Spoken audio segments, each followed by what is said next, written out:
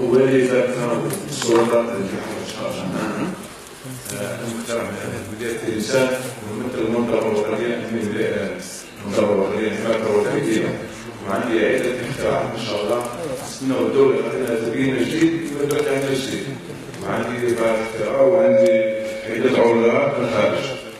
عندي عدة عروضات من الخارج وعندنا إن شاء الله مازال جديد، وعندي بعض الاختراع. وتحية الجزائر.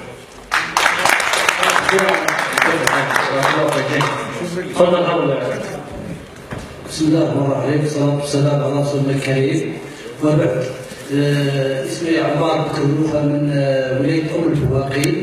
توصلت لدراسة علمية نفذها قلب مناخ صحراوي إلى مناخ قلب قابل أو للاستنباط، وثانيا التحكم في معدل درجة حرارة الصحاري وبقيمته الغنية بالفوائد. تم أخذ هذه الفكرة من الدولة السعودية لتطبيقها في غضون في حلول 2020، وإسرائيل ثانيا في تطبيق هذا المشروع نقل البحرين بين البحر الأحمر والبحر الميت بمشروع نقل البحرين.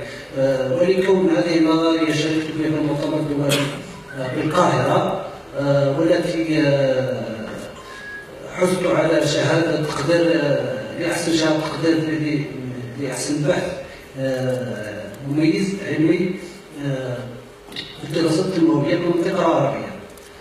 وحيث هذه النظرية المتواضعة نشرت في عدة مجلات أجنبية وعربية، ونأمل إن شاء الله أن تطبق في بلادنا الجزائر.